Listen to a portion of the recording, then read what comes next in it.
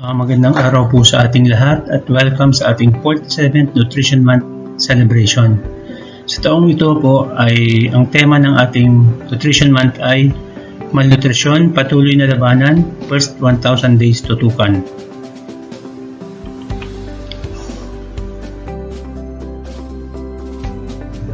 So, ang objectives po ng ating Nutrition Month celebration ay to increase the understanding of the first 1,000 days of life strategy and the PPAN as overall framework. Ano po ba yung PPAN? Ang PPAN stands for Philippine Plan of Action for Nutrition. Ito po yung blueprint ng mga plano ng gobyerno, mga programang pangkalusugan under po ng National Nutrition Council.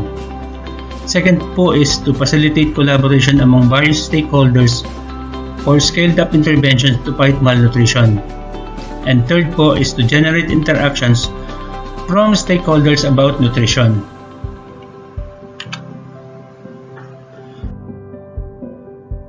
So, position statement. The Nutrition Month campaign is an institutionalized campaign that offers an opportunity for various stakeholders to come together to inform about the most relevant nutrition issue in the Philippines. This year, the call to action is, by working together, we can end all forms of malnutrition. Let's scale up critical actions in the first 1,000 days of life.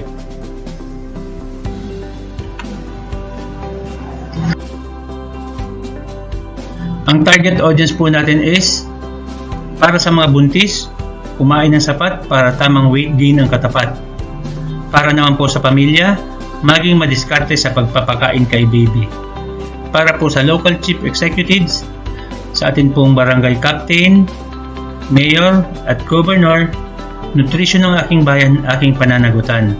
At para sa lahat, suportahan ang PPAN, invest in the first 1,000 days.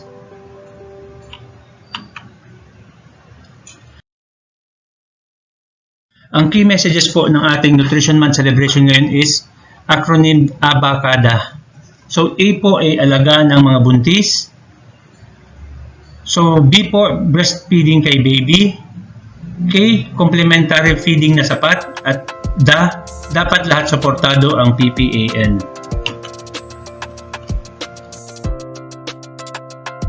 So, regarding nutrition situation po ngayon sa ating bansa, ito po yung latest na survey. So, 5.6% po ng children under 5 years old or nasa 800,000 na mga bata ay wasted or undernourished. 4% po or 4% po ay obese or sa mga children under 5 years old ay obese. At sa adult naman po, 37.2% ay obese din. So, 30% po ng children under 5 years old or 3.4 million ay stunted or kulang sa height or mga bansot. Tapos meron din pong mga cases ng micronutrient deficiencies or hidden hunger. Tapos sa adult naman po ay mga chronic energy deficiency. Ito po yung mga adult na underweight kaya nagre-result sa mga low energy. Tapos nasa 20% po yung may hunger or food insecurity or yung kulang po yung sa pagkain kinakain sa araw-araw.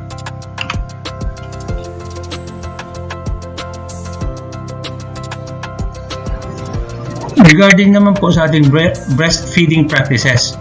So, COVID-19 did not affect drastically the breastfeeding practices. So, nung 2019 po, or 56% ang nagpapa-breastfeed. Nung 2020 po, yung time ng pandemya, 59%. So, almost the same po ang data.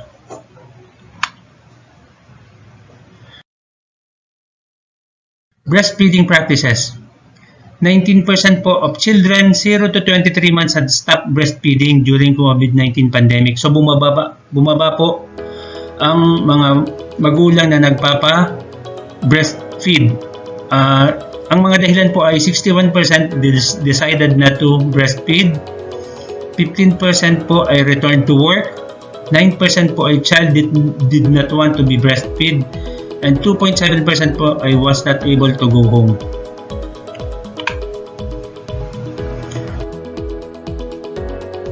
Among complementary feeding practices po, ito po yung mga cause ng dahilan ng mga malnutrition.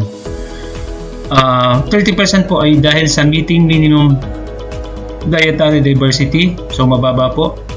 93% po ay meeting minimum meal frequency, and 20.2% ay meeting minimum acceptable diet.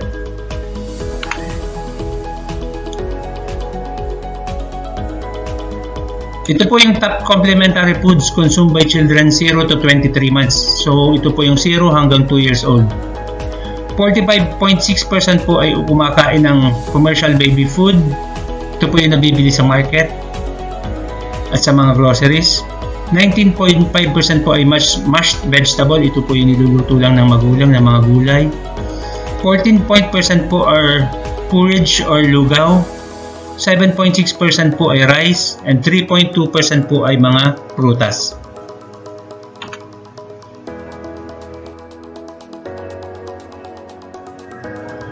What is the impact of pandemic on nutrition? Unang-una po, families had limited access to food dahil nga po sa mga lockdown. So, limited po ang access ng mga magulang para sa magtrabaho at kumuha ng pagkain para sa kanyang pamilya. Second po is ayuda. Food items were insufficient to meet nutritional needs. So yung dumadating pong ayuda from gobyerno ay hindi naman po sapat para makamit ng mga pangangailangan ng bawat isa sa pamilya. Interruption of nutrition programs and services. So mabuti na lang po, despite po ng pandemya, meron po tayong sa school na school-based feeding program, so milk feeding at saka nutritious food product. So may dumating pong ayuda coming from DepEd. So maternal health services were affected. Ito po yung mga serbisyo sa ating mga doktor, RHU. So nalimit po ang mga face-to-face na mga check-up. So limited po ang mga check-up ng mga magulang, mga ina sa kanilang mga doktor. Last po ay physical inactivity and healthy behaviors increase. So dahil nga po sa pandemya, nagkaroon po ng mga bawal ang mga lumabas sa bahay. So nagka-limited po ang mga exercise ng mga bata at magulang.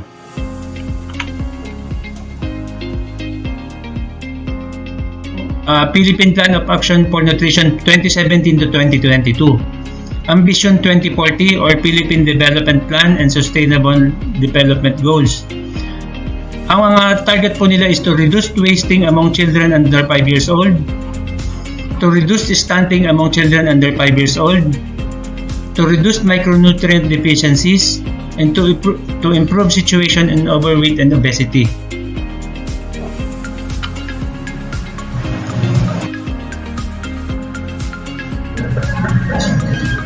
So what are the nutrition-specific interventions?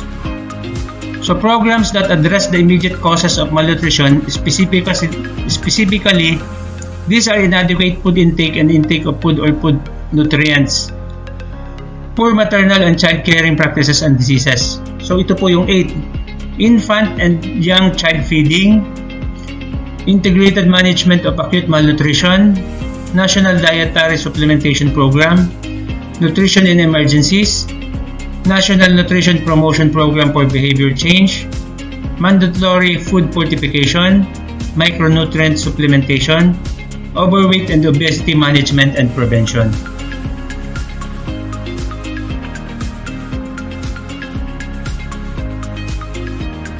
So ito po yung first 1,000 days. Bakit po natin madalas marinig yung first 1,000 days? Dati po, nung naalala ko, ang nutrition program po natin ay naka-based sa mga bata na school age. So nabago na po yung trend ngayon. Nag-start na po yung proper nutrition sa pagbubuntis pa lang. It starts from the conception up to the first 2 years of a child. So ito po yung golden window of opportunity where health, nutrition, and development foundations are established. So ang impact, ano po bang impact nung bakit dapat importante yung first sa pagbubuntis pa lang ay mabigyan na ng tamang nutrition yung bata.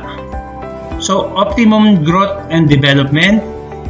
So lumalabas po sa pag-aaral na higher IQ and better performance in school yung mga bata pong naalagaan simula pagbubuntis. May lower risk of diseases and overall better health, increased productivity and higher income, and reduced child deaths.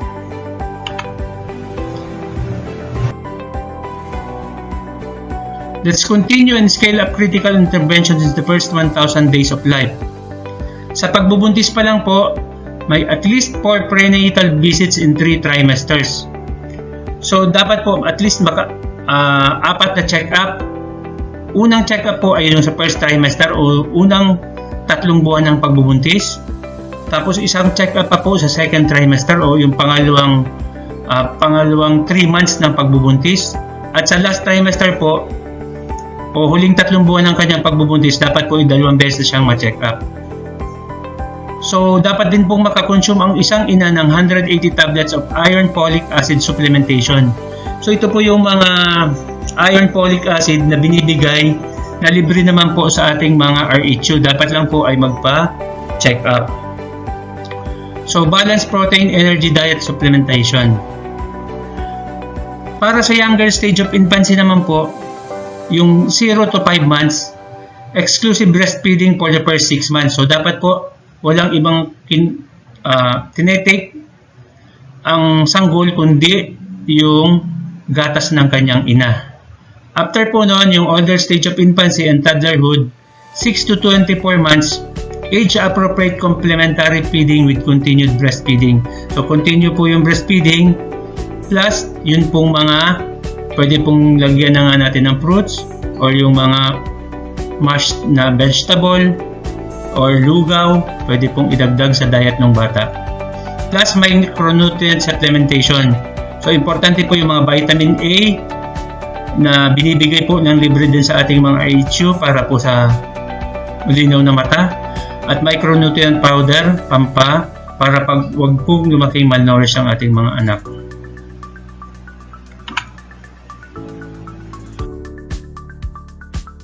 So malnutrition can be prevented particularly during the first 1,000 days of life. Antenatal multiple micronutrient supplementation to reduce risk of stillbirths, low birth weight, and small for gestational age babies. So, importante po yung prenatal check-up. Yun nga po yung 1, 2,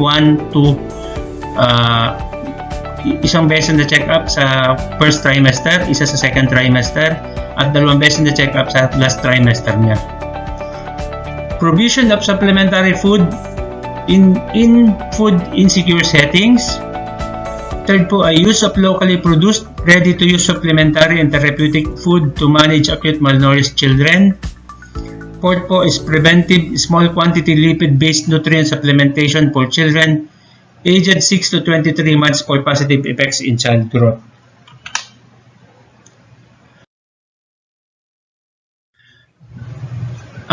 Panglima po, integrated interventions including diet, exercise, and behavior therapy for prevention and management of childhood obesity. Ito po yung mga diet and exercise pa sa bata naman po na overweight or obese. 6.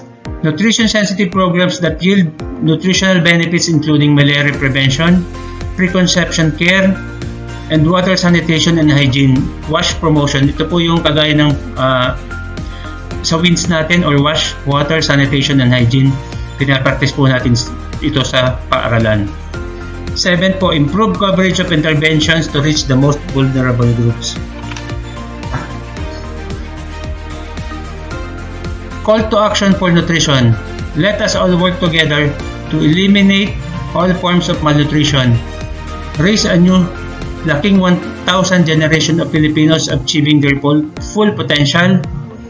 Be one of the spoons to advocate for good nutrition among Filipinos beginning in the first 1,000 days of life. Sa PIPAN, panalo ang bayan. So sa last slide po, papanoodin po natin yung video nung ating, ito po yung Q1K.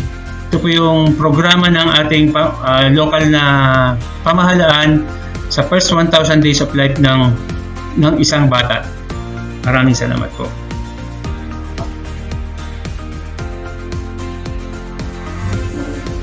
Every mother has her own story to tell about the start of their child's life. Most of them are filled with joy.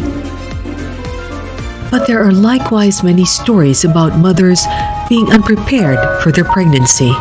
Ang Quezon Province, mataas ang maternal deaths. Mataas din ang malnutrition rate. May programa naman, bakit matataas pa rin? Bakit meron pa rin namamatay? Ang isang nanay, kailangan meron siyang sapat na prenatal check-up bago siya manganak. Pero ang tanong, bakit meron tayong mga reports na hindi lahat ng nanay nakaka-receive nito? Studies conducted by the World Health Organization and the United Nations Children's Fund show that focusing on the child's first 1,000 days is the primary key to ensuring his bright and progressive future. Sabi din po ng pag-aaral na kung meron mang pagkukulang na nangyari sa development ng sanggol sa unang 1,000 araw, hindi mo na mababalikan yon. Isa din to sa mga rason kung bakit hindi matapos ang kahirapan sa ating mundo.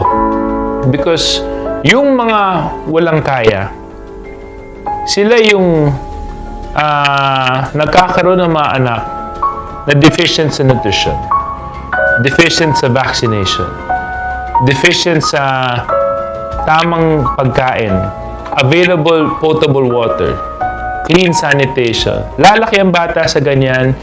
Eventually, paglaki niya, malnourished, mas malaki ang chance ang hindi makakatapos ng pag-aaral, hindi makakahanap ng trabaho, and hence another generation of unproductive citizen, and hence another generation of poverty. So you want to stop that, and you have to stop that.